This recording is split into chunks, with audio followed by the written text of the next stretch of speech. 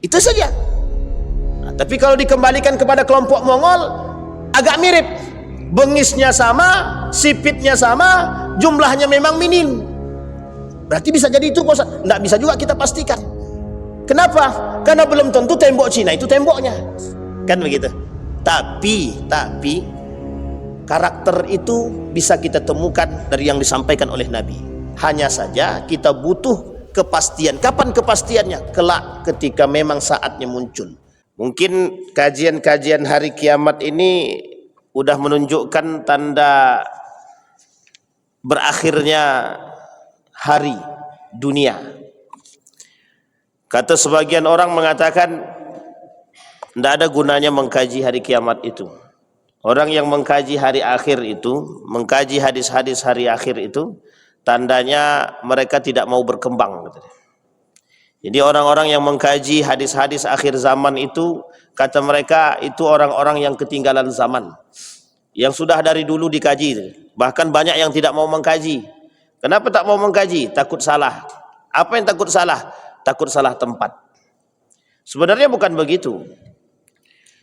Kata mereka mengatakan sebagian daripada hadis-hadis tentang akhir zaman itu banyak yang lemah. Berarti kalau hadisnya lemah, haruskah ditinggalkan? Itu yang menjadi persoalan. Sampai-sampai mereka mengatakan tak baik mengkaji akhir zaman karena banyak daripada para dai dan asatid itu menakut-nakuti umat sehingga lambat bangkitnya. Ini bahasa-bahasa yang disandarkan kepada atau yang diberikan kepada masyarakat agar mereka tidak mau mendengarkan kajian-kajian akhir zaman. Tapi adakah urgensi daripada kajian akhir zaman itu? Ada. Mendekatkan orang kepada Allah. Sekarang pertanyaannya, ada enggak pembahasan di dalam Al-Quran tentang ancaman Allah? Ada. Neraka. Banyak enggak pembahasannya? Banyak. Dalam surat Al-Furqan langsung disebutkan, ya Allah jauhkan kami daripada azab api neraka jahanam. Langsung nerakanya jahanam disebutkan itu. Ya Allah jauhkan kami dari fitnah-fitnah hari kiamat. Juga Allah sebutkan. Ya Allah bagi orang yang zalim itu neraka, azabun nar. Itu juga disebutkan. Berarti kalau seandainya Allah saja berbicara tentang ancaman, mengapa kita tak mengingatkan dengan ancaman? Tidak ada manusia di muka bumi ini yang hidup tanpa ancaman, itu tak ada. Tidak ada manusia di muka bumi ini yang hidup tanpa ancaman, tak ada. Tak ada. Kalau tak mau diancam, kalau tidak mau atau takut dengan ancaman, mati je lah. Kan begitu bahasanya. Karena memang hidup ini penuh dengan ancaman. Jadi presiden ancamannya berat. Jadi menteri, jadi gubernur, jadi bupati, semua penuh ancaman. Salah sedikit jadi seorang pemimpin, tempatnya neraka, masuk tanpa hisab. Kan enak tuh. Bukan masuk neraka, masuk surga, masuk neraka. Yadkhuluna an-nara qabla al-hisab, masuk neraka sebelum dihisab, kata dia. Itu ancaman bagi orang siapapun dia. Suami istri, apa tak lagi perempuan-perempuan bisa masuk neraka tanpa hisab, bisa masuk surga tanpa hisab, tinggal pilih saja.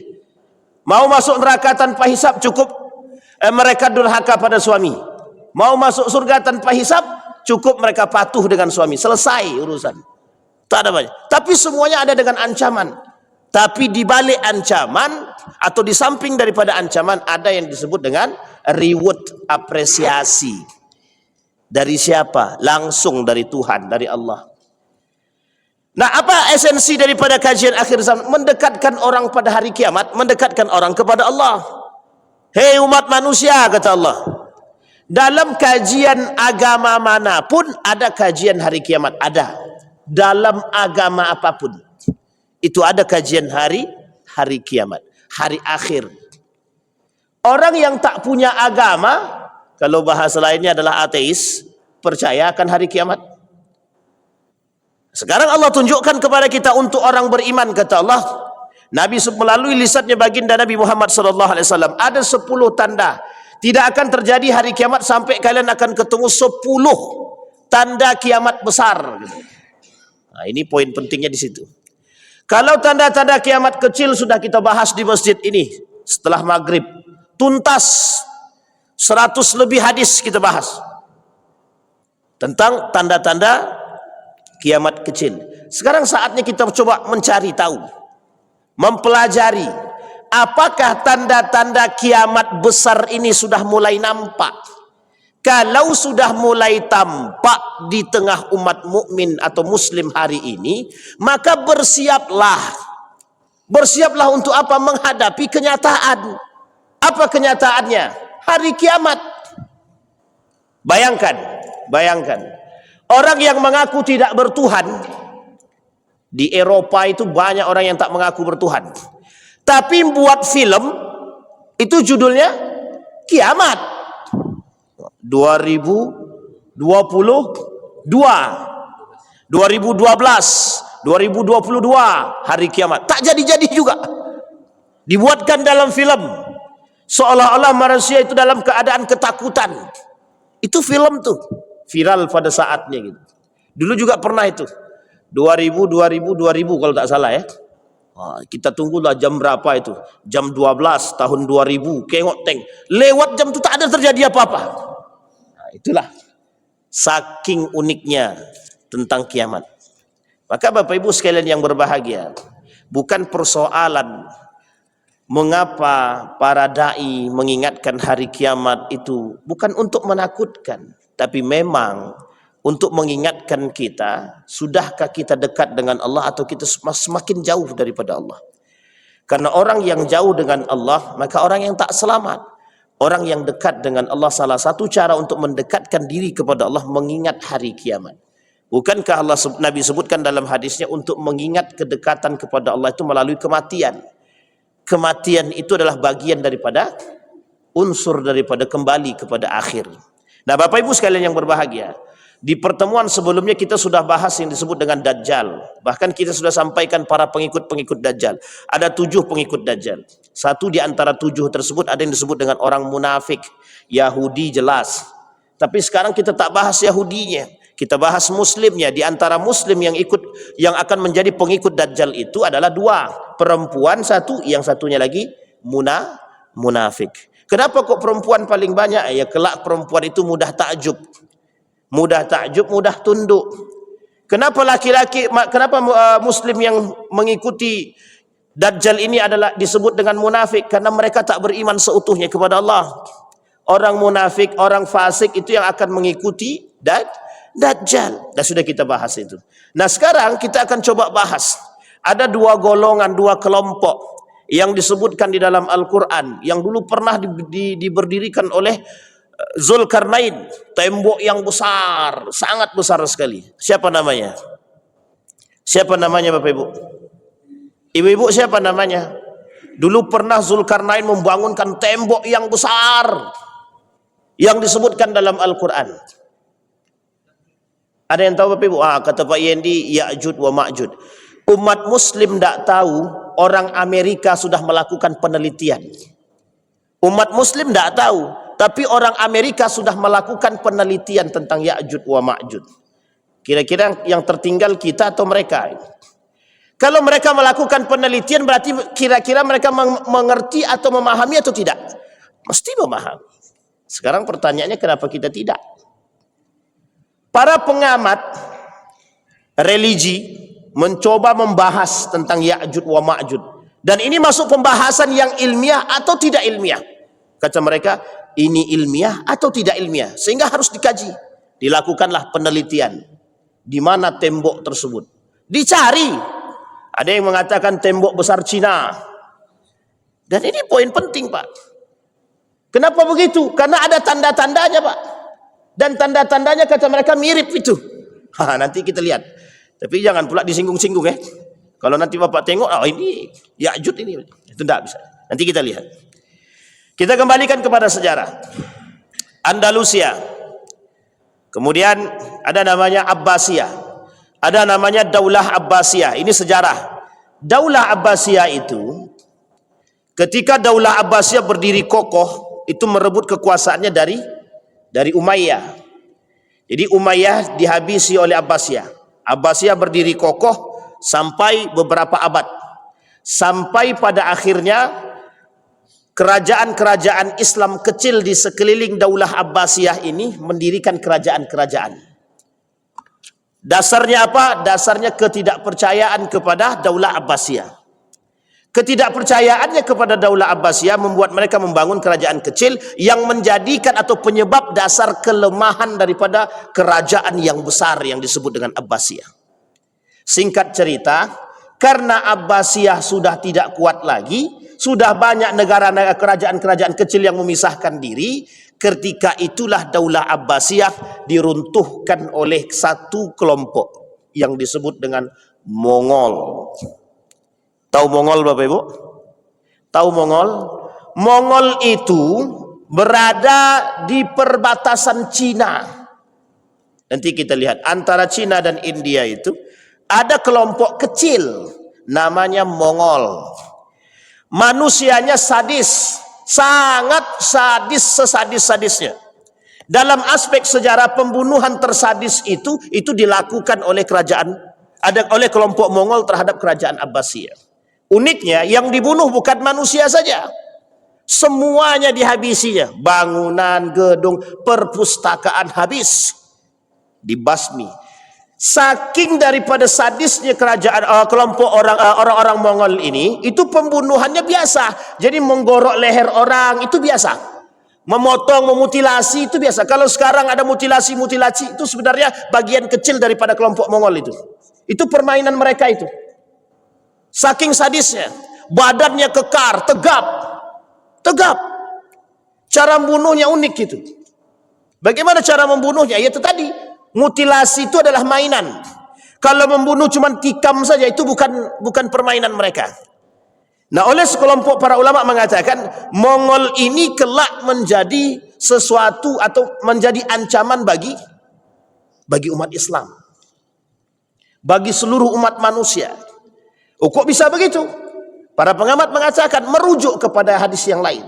Apa kata mereka? Bagian daripada Ya'jud wa Ma'jud.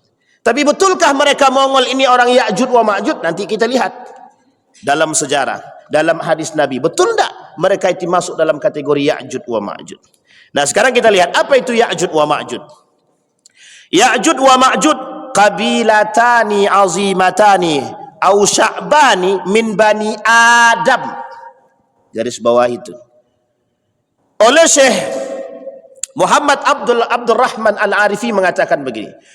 Ya'jud wa Ma'jud itu berasal daripada keturunan Bani Adam. Siapa tu? Ada yang tahu Bapak Ibu? Ja'a fi dzalikal hadis anin Nabi sallallahu alaihi wasallam wa ma warada fi ba'dil kitab min adna minhum al-qasir jiddan was-saghir. Kata Nabi, mereka itu nanti orang-orang Ya'jud wa Ma'jud ini berasal dari Bani Adam, badannya kecil tapi tegap, kemudian bentuknya jelek. Itulah bahasa kasarnya. Bentuknya jelek kata dia. Kemudian wa minhumul kabir, tapi sebagian di antara mereka ada yang besar-besar. Wa minhumul ladzi yaftarish udhunan. Ada sebagian di antara mereka yang memang bentuk telinganya berbeda. Tidak sama dengan kita. Telinganya agak panjang-panjang sedikit. Ada yang agak lebar sedikit. Wa yaltahifu bil ukhra, tapi kemudian dia memiliki perbedaan di antara yang lain. Wa ma asbaha dzalika fa kullu hadhihi la asla laha. Ini sebenarnya bukan asli daripada mereka. Wa innamahum min bani Adam wa ala tabi'ati min bani Adam. Mereka sebenarnya dari kelompok Nabi Adam dan ini sebagian dari keturunan Nabi Adam. Lakinnahum fi waqtin dzalikal qarn kanu qauman mufsidina fil ard. Kata Syekh Al-Arifin, kata Syekh Al-Arifi, kelak Ya'jud wa Ma'jud ini menjadi kelompok yang paling perusak di muka bumi ini. Paling perusak. Dalam satu riwayat mengatakan, kelompok Ya'jud wa Ma'jud itu hari ini sedang memukul tembok untuk menghancurkan tembok yang besar, yang oleh para ulama disebutkan, yang juga disebutkan oleh Allah dalam Al-Quran, tembok itu pernah dibangun oleh Dzulkarnain. Mereka ketok tuh temboknya. Tapi ada sebagian mengatakan tembok itu sudah mulai runtuh. Tembok yang tegap itu sudah mulai runtuh pada masa Zulkarnain. Pada masa Zulkarnain sampai hari ini, itu sudah masafa yang sangat panjang, puluhan tahun bahkan ratusan tahun. Adakah kemungkinan tembok itu hancur? Kata Nabi, memang kelak tembok itu hancur. Ketika tembok ini hancur, keluarlah makhluk-makhluk yang mengganaskan, yang nanti mereka berbaur dan bergabung dengan umat manusia. Tapi kelompok mereka lebih daripada manusia yang lain. Nah, sekarang kita lihat dulu bagaimana Nabi mengatakan tentang Ya'jud wa Ma'jud. Apa kata Nabi? Nanti setelah Nabi Isa turun, ba'da nuzul Isa alaihi salam, yakhrujuna 'alan nasi wa yantashiruna 'alan nas. Siapa mereka? Ya'jud wa Ma'jud tadi keluar, mereka kemudian berbaur dengan manusia, mereka tinggal di bumi, tapi tujuan mereka menghancurkan umat manusia. Begini ilustrasinya. Ada manusia bengis. Dulu namanya manusia bengis itu ada namanya Muslim ibn Uqbah, yang dikeluarkan oleh kata Yazid ibn Muawiyah atas perintah Muawiyah. Nanti kalau umat orang-orang Madinah dan orang Mekah tidak mau berbaiat kepadamu, keluarkan Muslim ibn Uqbah. Nanti Muslim ibn Uqbah ini akan membumi hanguskan kota-kota yang tidak mau berbaiat kepada dirimu, terkhusus untuk Madinah.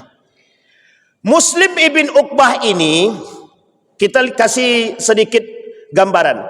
Badannya besar, tegap, seperti siapa manusia paling, kelompok atau makhluk yang paling mengganaskan itu. Dia membunuh tanpa ampun, tidak ada hati sama sekali. Seperti manusia yang terpasung, orang yang terpasung ketika lepas dari pasung itu menggila. Nah, seperti itu manusianya. Nah, Ya'jud wa Ma'jud lebih ganas daripada itu. Lebih ganas daripada itu. Bagaimana kok bisa ganas? Selama beratus tahun dikurung, mereka memakan sesama mereka. Apa yang bisa mereka makan? Sesama mereka makan. Kelak ketika dibuka, keluar mereka dan berbaur dengan manusia seperti kita nih, dan akan mereka makan manusia-manusia itu, dibunuhnya, dimakannya. Kalau sekarang ada simbol-simbol Ya'jud wa Ma'jud itu ada. Apa simbol Ya'jud wa Ma'jud itu? Manusia yang tidak punya hati. Manusia yang tidak punya hati, yang suka memakan hak orang lain tanpa ampun, itu Ya'jud wa Ma'jud itu. Itu ilustrasi daripada Ya'jud wa Ma'jud. Bapak Ibu lihat sekarang kan kasus pembunuhan banyak tuh. Pembunuhan, tapi bunuh biasa aja, tidak punya dosa. Seperti itu nanti Ya'jud wa Ma'jud itu lebih parah daripada itu. Kalau ada orang hari ini membunuh tetangga, ada anak membunuh ayah, tapi dia tidak merasa berdosa. Aku bangga telah membunuh bapakku. Nanti Ya'jud wa Ma'jud lebih parah daripada itu. Itu bayangannya. Ketemu tengah jalan, begal, habis. Kemarin kasus seorang bapak-bapak membantu orang yang dibegal. Bapak-bapak itu yang mati. Kepalanya digerek tuh Pak. Motornya diambil. Nah besok lebih parah daripada itu. Ketika Ya'jud wa Ma'jud muncul itu jauh lebih parah daripada itu. Jadi pembunuhan itu seperti seolah hal yang biasa. Sampai Nabi sebutkan di dalam hadisnya, kelak di akhir zaman kata Nabi, tidak akan terjadi hari kiamat sampai kalian akan melihat pembunuhan orang yang mati itu biasa. Nah, nanti pada masa Ya'jud wa Ma'jud lebih daripada itu. Kalau hari ini kita lihat kepala di mana, kaki di mana, ditemukan mayat tidak berkepala sehingga tak bisa dideteksi, kan begitu. Ada. Nah nanti tidak satu kali dua kali, berkali-kali kita temukan kepala di situ, badan di situ, tapi terpisah semua. Bengis Abbasiyah itu dihabisin oleh Mongol itu bentuknya begitu Pak. Tanpa tersisa. Dihabisi oleh bangsa Mongol. Saking sadisnya. Di mana tempat tinggalnya? Di sana Pak. Sekarang kita lihat ada tidak kesamaannya? Kita lihat. Sebagian ulama mengatakan Ya'jud wa Ma'jud ini tinggal di balik tembok besar, yang tembok besar itu disampaikan oleh para ulama. Ada yang mengatakan bahwa tembok besar itu adalah tembok Cina. Lu sekarang tembok Cina udah mulai hancur itu. Tembok besar Cina sudah mulai hancur. Bahkan uniknya di dalam tembok besar Cina yang hancur itu muncul makam Nabi gitu deh. Wah, ini jangan cepat-cepat percaya. Jangan cepat-cepat percaya. Ya kan? Itu kalau sempat hancur semua sepanjang itu bagaimana? Oh, itu tandanya nanti bakal muncul Ya'juj. Kita lihat dulu. Kita lihat dulu. Baik. Wa yahsuruna Isa bin Maryam wal mu'minuna ma'ah fi Jabal Baitul Maqdis. Wa yashtaddul amru 'alal mu'minin. Kelak ketika mereka sudah turun, Nabi Isa ikut membantu orang-orang beriman menghancurkan itu ketika berada di Jabal Baitul Maqdis. Fayalqallahu ala Ya'juj wa Ma'juj dudatan ta'kulu riqabahum. Nanti muncul ketika Ya'juj wa Ma'juj muncul, mereka saling akan membunuh antara satu dengan yang lain. Mereka bumi hanguskan setiap orang-orang yang berada di antara mereka tanpa ampun. Kemudian Allah berkata di dalam Al-Quran, kata Allah, "Thumma atba'a sababan hatta idza balagha baina saddaini wajada min duniha qauman la yakaduna yafqahuna qawlan." Mereka berbicaranya susah, tidak mudah dimengerti kalimatnya. Kemudian dikata, qalu ya dzal qarnain inna Ya'juj wa Ma'juj mufsiduna fil ard fahal taj'alu laka harajan ala an taj'ala bainana wa bainahum saddan. Hei Zulkarnain, tidakkah kau mau membangunkan di antara kami bangunan yang besar sampai kami enggak ketemu dengan kelompok yang perusak tersebut?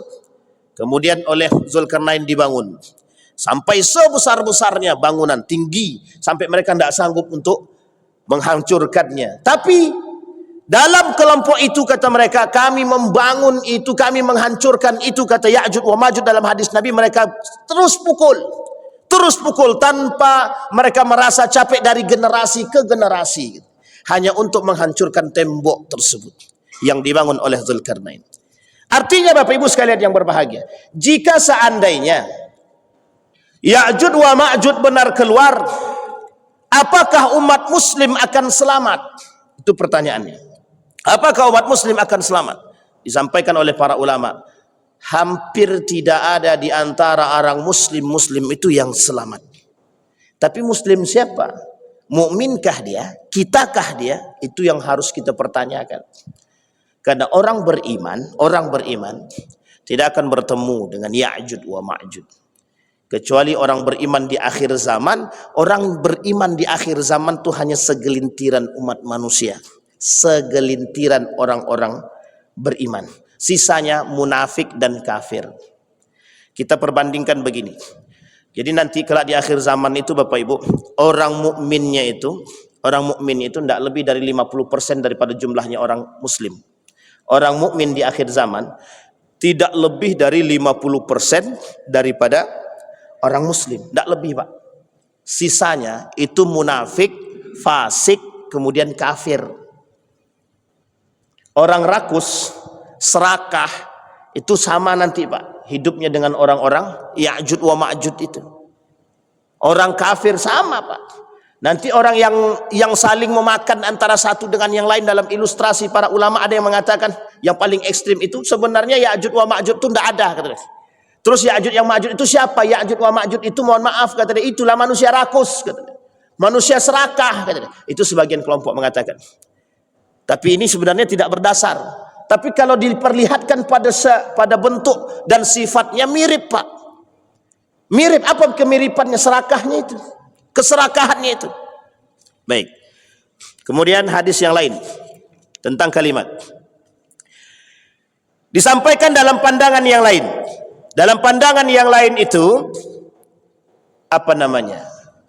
Ya'juj wa Ma'juj ini, jadi bahasanya agak sedikit agak sedikit vulgar, enggak apa-apa. Jadi Ya'juj wa Ma'juj ini adalah benih yang tumbuh daripada keturunan Adam, yang benih tersebut, mohon maaf, ketika mereka berhubungan badan, kemudian benih tersebut jatuh ke tanah, tidak masuk pada tempatnya. Nah, benih yang di tanah inilah kemudian menjadi. Paham maksud saya Bapak Ibu? Ada orang yang, kalau bahasa lainnya begini, ada orang yang melakukan gimana bahasanya ya? berhubungan badan. Sebenarnya bukan berhubungan badan. Ada orang yang melakukan sebentar, membahasakannya agak bahaya juga nih. Intinya begini Bapak Ibu, air maninya tidak masuk kepada tempatnya, kemudian mani tersebut tercecer. Nah, mani yang bercecer ini Bapak Ibu, itu yang kemudian menghasilkan Ya'juj wa Ma'juj ini pada masa dahulu. Jadi kata para ulama, dari mani yang tercecer ini, itu kemudian menghasilkan hidup dia, mani ini hidup gitu, hidup. Nah kemudian kata para ulama, mani yang hidup ini, mani yang tadi jadi ini, yang di luar itu, kemudian membentuklah bentuk seperti manusia, tapi bentuknya jelek. Dulu dia kecil, di tempat terpencil, tidak ada kehidupan. Di situ mereka hidup. Di satu hutan yang besar, yang lebat. Dan ulama belum bisa menempatkan itu tempat yang pastinya di mana, tidak ada. Belum bisa. Disitulah kemudian muncul praduga oleh para ulama melalui hadis Nabi tadi. Sehingga dari kelompok yang mani yang tercecer tadi jadi bentuk manusia yang bentuknya buruk rupa. Mereka berbicara tidak bisa, komunikasinya tidak baik. Pendengaran mereka tidak bagus. Cuma mereka ini tidak berakal, maksudnya punya akal tapi tak bisa berpikir. Karena mereka terkongkong di tempat yang sangat jauh. Sehingga ketika mereka kelompok ini mulai membesar, mulai tumbuh, mulai dewasa, yang mereka lakukan memakan antara satu dengan yang lain. Yang satu memakan yang satu, si A memakan si B memakan si C. Begitu terus menerus, saling memakan. Sehingga dipandang ini kelompok lebih berbahaya, bengis. Pada masa Zulkarnain itulah kemudian nampak Zulkarnain tahu kelompok itu berada di situ, tak jauh dari tempat kerajaan Zulkarnain. Nah, itu dia. Jadi ketika Zulkarnain menjadi seorang raja, tak jauh daripada perbatasan itu ditemukan oleh Zulkarnain ada kelompok yang suka merusak dan memakan dan memangsa manusia. Loh, kok ada makhluk ini? Itulah kemudian diisyaratkan oleh Allah untuk membangun bangunan yang tinggi, benteng. Tidakkah engkau mau membangunkan di antara kami dengan mereka?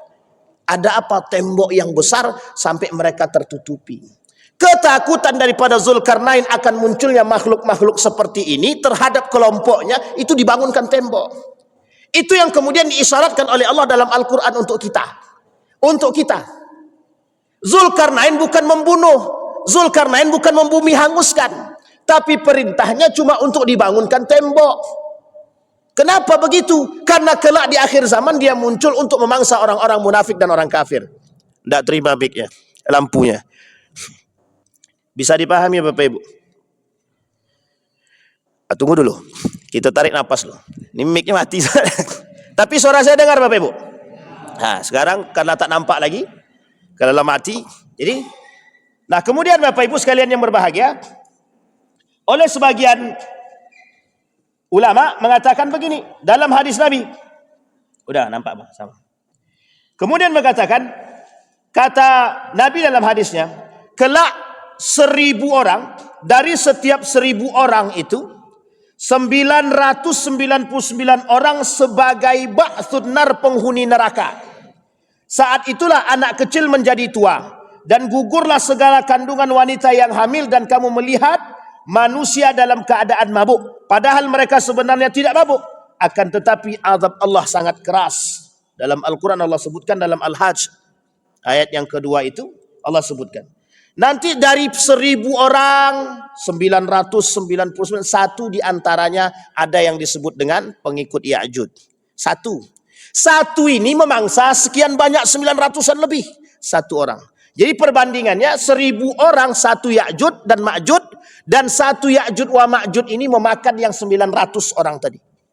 Ini kebengisan yang mereka miliki. Alhamdulillah. Alhamdulillah. Kau tidak tarik urat juga awak dibuat. Baik. Nah kemudian mereka jumlahnya sedikit. Jumlah mereka sedikit, tidak banyak.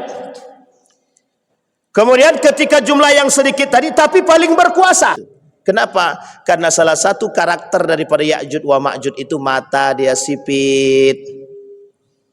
Sampai di sini paham Bapak Ibu? Jangan tengok kiri kanan. Tidak usah tengok kiri kanan.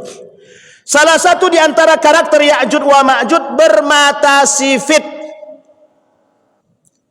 Bermata sifit. Yang kedua, putih. Putih. Sehingga muncul dalam satu pembahasan. Ini saya sampaikan, muncul dalam satu pembahasan. Berarti mirip orang Cina. Apakah Cina ini bagian daripada itu, kata mereka. Nah, ini perlu digaris lurusi. Nanti kita bahas pembahasan khusus di pertemuan yang akan datang. Karena memang tidak bisa sensitif itu. Cina Ya'juj wa Ma'juj. Wah, habis kita dibuat orang. Tapi betulkah begitu? Kita lihat. Karena memang kelompok-kelompok ini selain daripada mengganaskan, selain daripada menakutkan, memang Ya'juj wa Ma'juj ini bermata sipit. Selain daripada bermata sifit, punya badan yang cukup kuat. Kuat. Dan memang rakusnya, serakahnya, memang itu sifat daripada mereka. Karena mereka tidak punya ini. Punya ini tapi tidak punya ini. Punya akal tapi tidak punya hati. Sehingga memang karakter Ya'juj wa Ma'juj ini oleh para ulama itu banyak agak mirip dengan kelompok-kelompok tertentu. Kalau dibilang pada kelompok Cina, jumlahnya itu tidak, mungkin lebih banyak masyarakat Cina. Yang paling minoritas ya Yahudi, tapi matanya tidak sipit. Itu saja. Nah, tapi kalau dikembalikan kepada kelompok Mongol, agak mirip. Bengisnya sama, sipitnya sama, jumlahnya memang minim. Berarti bisa jadi itu, Ustaz. Tidak bisa juga kita pastikan. Kenapa? Karena belum tentu tembok Cina itu temboknya. Kan begitu. Tapi karakter itu bisa kita temukan dari yang disampaikan oleh Nabi. Hanya saja kita butuh kepastian. Kapan kepastiannya? Kelak ketika memang saatnya muncul. Maka disitulah manusia akan tahu siapa kelompok tersebut. Karena sampai hari ini ulama tidak ada yang memastikan satupun kelompok Ya'juj wa Ma'juj itu kelompok yang seperti apa dan di mana tempatnya. Kalau karakter dan sifatnya sudah disampaikan. Sampai di sini bisa dipahami Bapak Ibu. Kira-kira mau ketemu dengan kelompok Ya'juj wa Ma'juj? Kalau ada kita tunggu aja. Tapi kalau tidak mau jangan. Jangan. Tujuan mereka diciptakan apa? Apa tujuan mereka? Nanti bagaimana ketika mereka berbaur dengan manusia? Memang walau arsalu ilaihim la afsadu. Tujuan mereka ketika dikirimkan kepada mereka apapun, mereka akan merusak. Jadi Bapak Ibu perbandingannya tadi sudah saya sampaikan 1000 banding 1. Jadi keluar mereka berbaur dengan kita nih kesulitan nih Pak. Kesulitan mencari, nanti mudahnya ditemukan itu ketika Bapak Ibu melihat nanti satu orang tadi menghabisi orang terdekat dia. Misal begini, kita kasih dia tempat tinggal, dibunuhnya kita. Kita kasih di tempat, dibunuhnya kita. Nah di situ nanti akan kelihatan, oh ini loh Ya'juj wa Ma'juj. Nah ketika sudah semua keluar dan berada di tengah kita, itu yang menguasai kita itu mereka, bukan lagi kita, tapi mereka yang paling berkuasa itu. Mereka berada di antara kita, mereka bunuh kita, mereka makan kita dan lain sebagainya semuanya.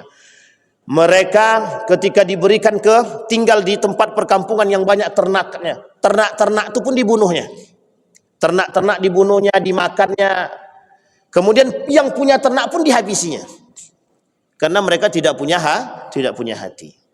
Dan itu Bapak Ibu oleh para ulama menjadi sebuah ketakutan yang besar kelak di hari kiamat, sebelum hari kiamat. Kenapa begitu? Karena yang ditakutkan oleh para ulama itu bertemu dengan mereka. Maka doanya para ulama itu, ya Allah jangan sampai kami bertemu dengan Ya'juj wa Ma'juj. Jangan sampai. Nah Bapak Ibu juga begitu doanya. Semoga kita ini tidak ketemu dengan Ya'juj wa Ma'juj. Tapi kalau kita ketemu dengan Ya'juj wa Ma'juj, bagaimana Pak Ustadz? Nanti kita lihat apa yang disampaikan oleh para ulama. Bagaimana cara ulama menjaga diri dia. Kemudian, bagaimana cara Ya'juj wa Ma'juj menghancurkan dinding? Dinding yang tebal tadi, bangunan yang besar tadi, bagaimana cara mereka menghancurkannya? Kata para ulama, kata Syekh Al-Arifi, mereka memukulnya sedikit demi sedikit dengan apa yang mereka miliki. Diambillah kayu, mereka potong kayu tadi, mereka jadikan alat pukul, itu terus yang mereka pukulkan. Nampak tidak berhasil. Nampak tidak berhasil. Tetapi tembok yang besar tadi, kalau terus didorong, terus itu dia akan goyang sedikit demi sedikit. Yang mereka harapkan itu apa? Ketika sudah tak lagi kokoh, itu ketika beramai-ramai menghancurkannya bisa hancur. Satu. Yang kedua, mereka gunakan batu. Mereka gunakan batu. Apapun caranya mereka lakukan untuk menghancurkan dinding tersebut. Apakah itu perintah dari Tuhan? Apakah itu perintah dari Allah? Allah mengabarkan kepada kita akan muncul kelompok ini. Allah cuma mengabarkan kepada kita, hei orang beriman, hei orang-orang beriman, hari kiamat itu akan datang kalau kalian sudah menemukan orang-orang yang bernama Ya'juj wa Ma'juj. Batu yang besar itu saja mereka robohkan, apalagi badanmu yang begitu lembut. Hei orang beriman, kata Allah, hei orang beriman, kalau kalian juga tidak sadar dengan kondisi kalian, bagaimana kalian bisa selamat daripada kelompok ini? Itu yang disampaikan oleh Allah kepada kita. Sehingga kalau kita tak sadar dengan diri kita, dengan keimanan kita, ya kita tidak selamat. Nah, yang bisa selamat siapa? Nanti kita lihat. Nah, kemudian kata para ulama, kapan kejadian itu bakal terjadi? Ya ketika munculnya setelah Dajjal.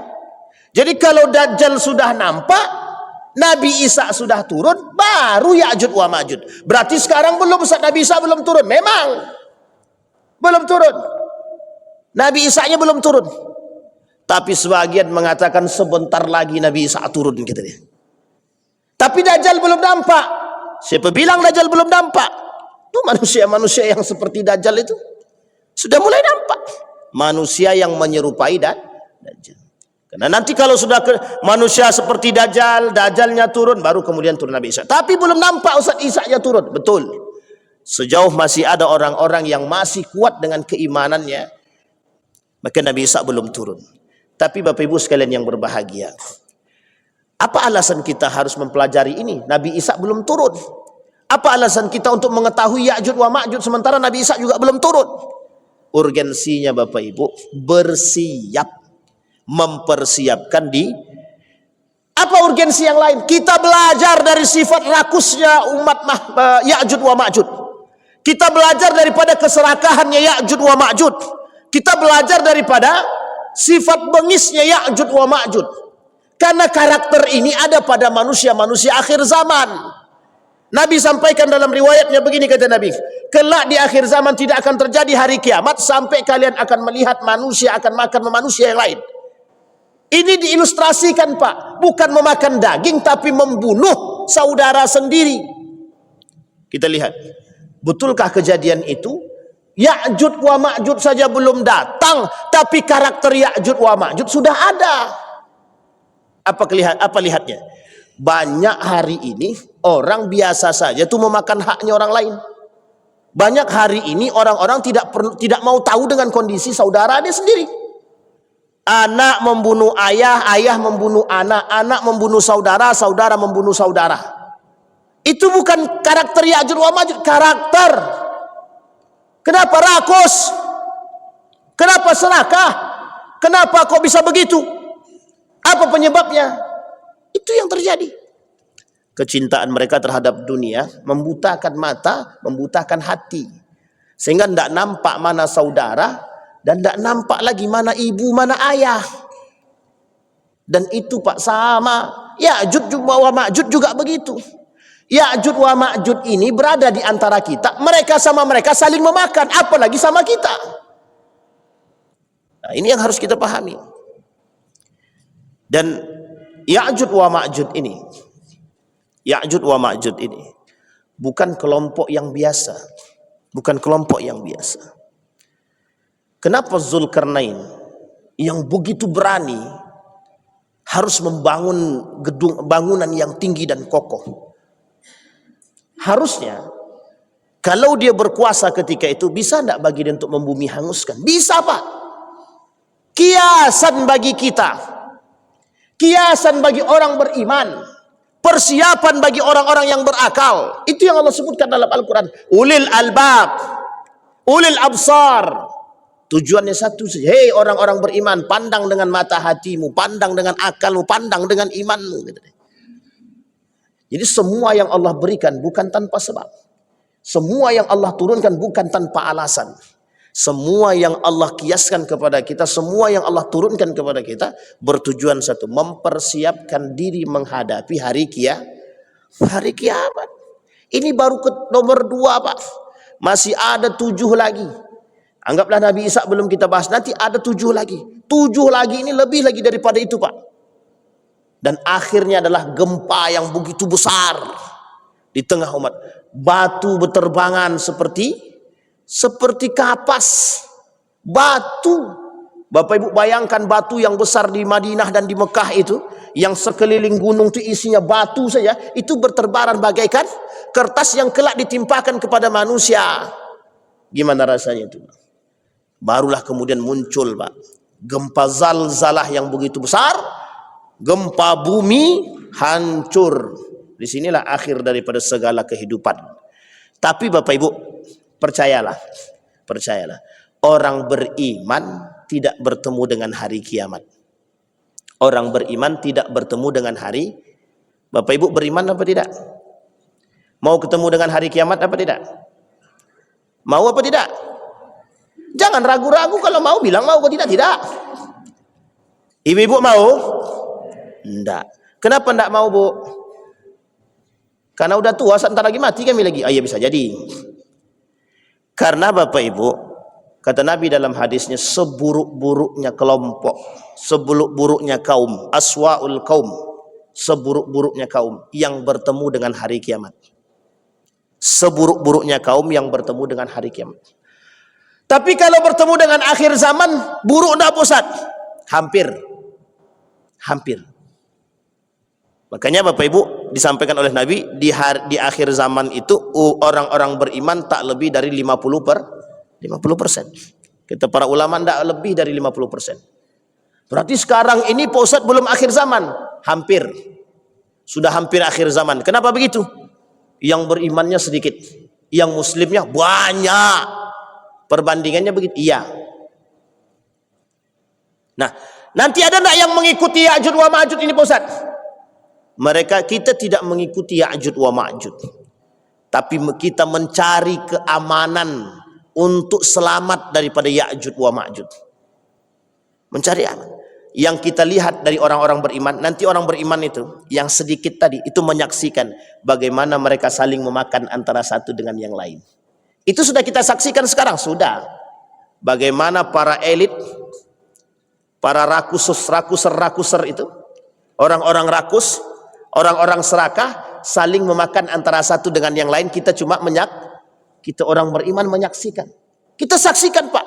Si A di penjara. Karena siapa? Karena si B. Padahal dulu si A pelayan si B. Si B di penjara oleh si C. Padahal si B pelayan daripada si C.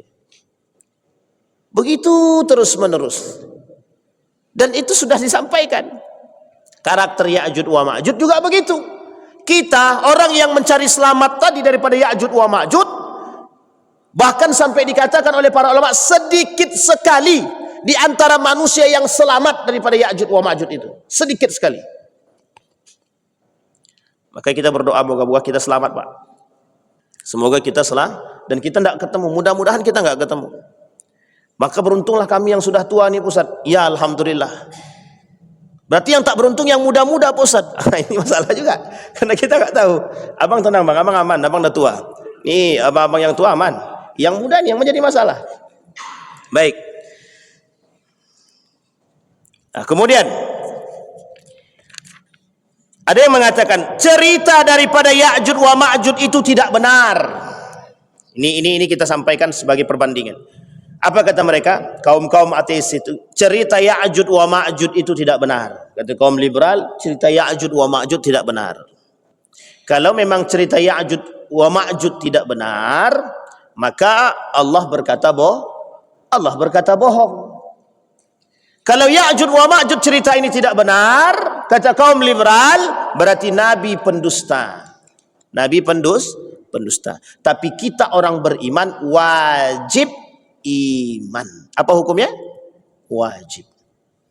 Mengimani keberadaan Ya'juj wa Ma'juj yang Allah sebutkan di dalam Al-Quran, wajib.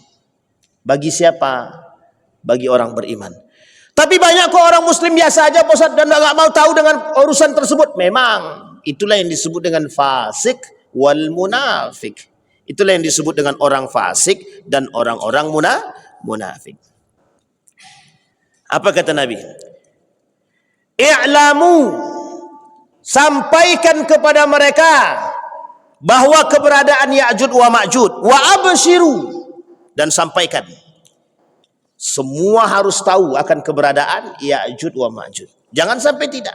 Kata para ulama, hei para ulama, hei orang alim, sampaikan kepada makhluk, kepada manusia bahwa Ya'juj wa Ma'juj itu ada. Abshiru wa'lamu wa a'linu. Sampaikan. Ini bentuknya Pak, perintah tadi dah saya sampaikan tentang Ya'juj wa Ma'juj itu. Bapak Ibu harus wajib hukumnya bagi kita memahami apa yang disampaikan oleh Allah di dalam Al-Quran. Kemudian kata Nabi dalam riwayat yang lain, Fatahallah man rada ma Ya'juj wa Ma'juj mithla hadhihi wa aqada biyadihi tis'in.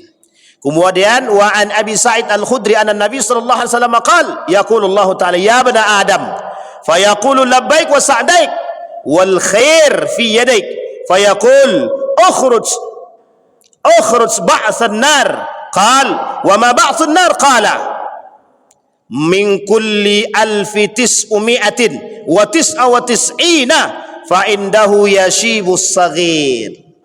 Kata Nabi diperkuat oleh hadis yang lain perkara Ya'juj wa Ma'juj. Hei Bani Adam, kata Nabi. Kemudian disampaikan labbaik, ada apa? Iya, dijawab. Wal khair fi yadik, kebaikan itu ada di tanganmu. Fayaqul ukhruj ba'san nar, keluarlah wahai ba'sun nar. Qala wa ma ba'sun nar, siapa itu ba'sun nar? Ba'sun nar tadi penghuni neraka. Wahai para penghuni neraka, keluarlah. Itu tadi. Jadi Ya'juj wa Ma'juj juga disebutkan sebagai ba'sun nar, penghuni neraka. Hei penghuni neraka, keluarlah. Nah, ini jadi perintah untuk keluar.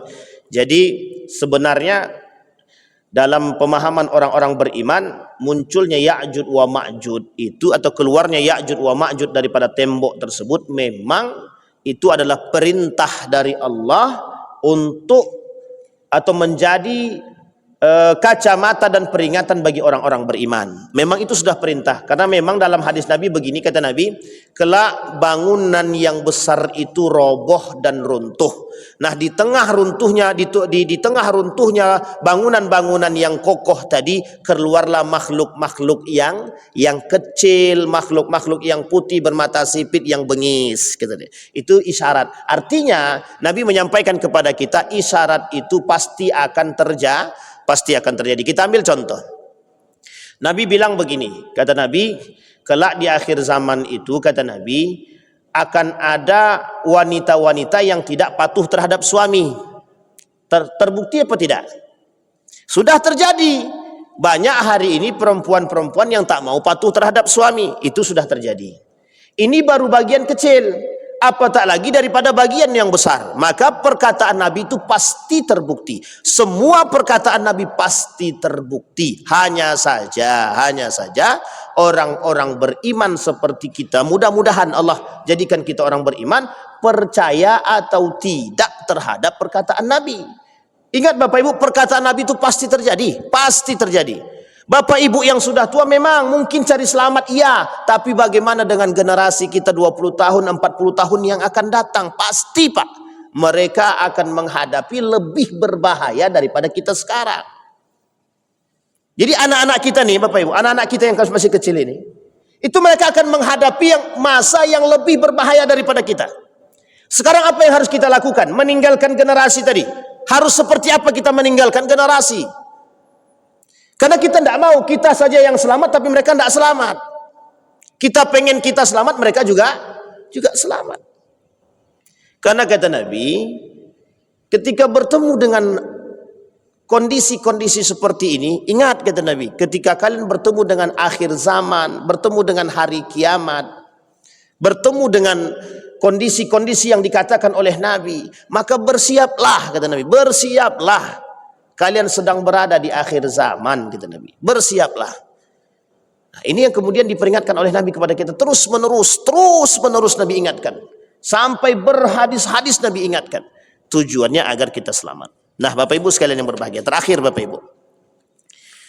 Kemudian dikatakan, wa 'anin Nawas bin Sam'as radhiyallahu anna Rasulullah sallallahu alaihi wasallam qala, wa yab'atsullahu Ya'jud wa Ma'jud wa hum min kulli hadbin yansilun fayamurru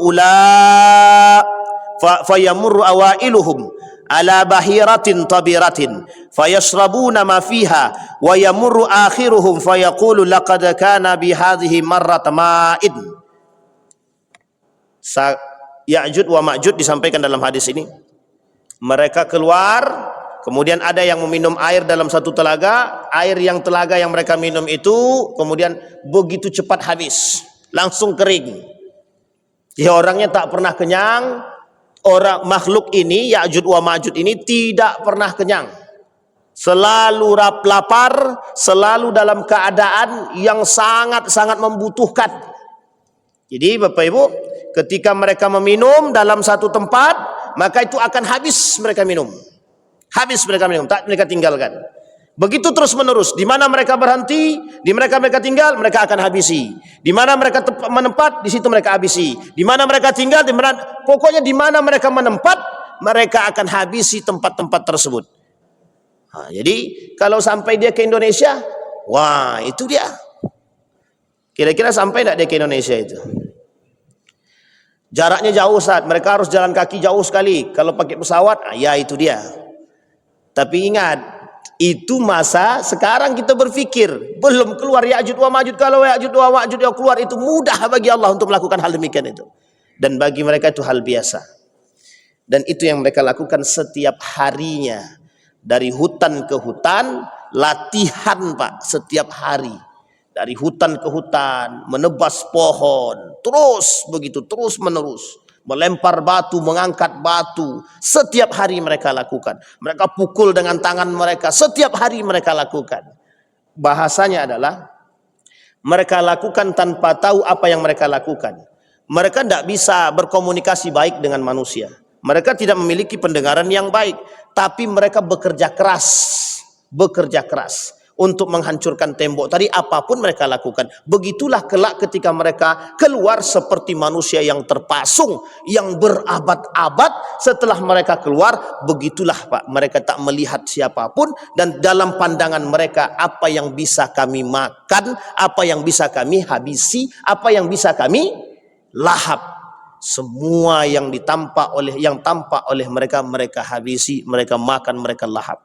Nah, Bapak Ibu sekalian yang berbahagia, terakhir Bapak Ibu, dari apa yang ingin saya sampaikan, ada kata para ulama, minal ahadis ad-da'ifa al-warida fihim, ada hadis-hadis yang lemah di antara Ya'jud wa Ma'jud ini, ada.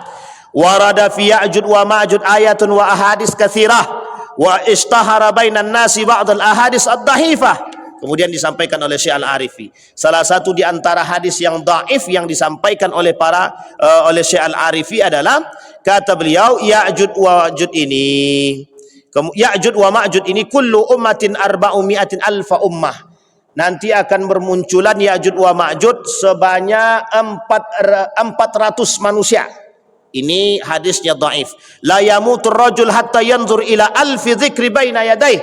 Tidak di antara yang 400 tadi, satu di antaranya tidak akan mati dia sampai dia melihat muncul generasi dia lebih daripada 1000. Nah, ini hadisnya, tapi hadisnya lemah. Hum salasatu asnafin fasinfun minhum amsalun al-araz. Kemudian faqala Nabi haula'i alladziina la yakumuna lahum hilun wala hadidun. Kata Nabi dalam riwayat yang lain, tapi hadis ini dhaif, mereka itu adalah kelompok bangkit daripada kelompok-kelompok tertentu. Wasinfun minhum yaftarish bi udhunaihi wa yaltahiq bil ukhra la yamurruna bi filin wala mereka berjalan tidak menggunakan gajah, tidak menggunakan kuda, tidak menggunakan kereta apapun, tapi mereka berjalan seperti manusia berjalan kaki, dan mereka memakan apa yang mereka makan.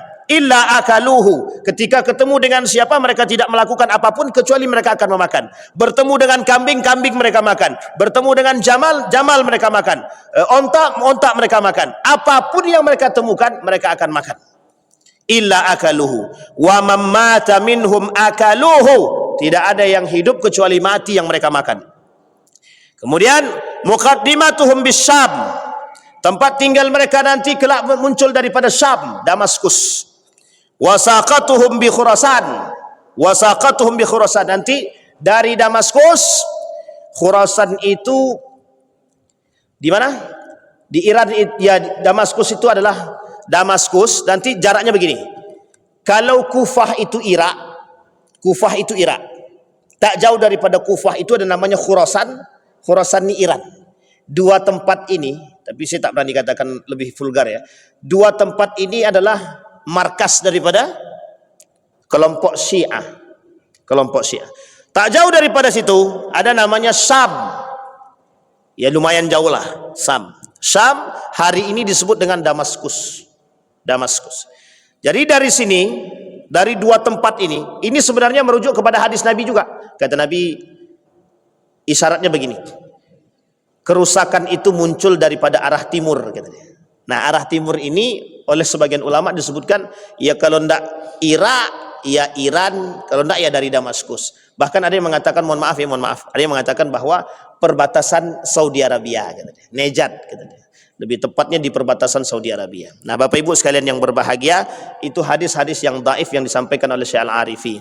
Mudah-mudahan Bapak Ibu kita berdoa terus kepada Allah, semoga kita bisa selamat. InsyaAllah nanti kita lanjutkan pada Ya'juj wa Ma'juj pada pertemuan selanjutnya. Kalau kita ketemu lagi, ada yang disampaikan, apakah peneliti Amerika itu menemukan di mana tempat Ya'juj wa Ma'juj? Betulkah Ya'juj wa Ma'juj itu adalah orang Cina, dan bagaimana cara kita selamat daripada Ya'juj wa Ma'juj? InsyaAllah 3 poin ini akan kita bahas di pertemuan yang akan datang dalam menyampaikan persoalan Ya'juj wa Ma'juj. Fa'tabiru ya ulil absar la'allakum tuflihun. Kita berdoa kepada Allah.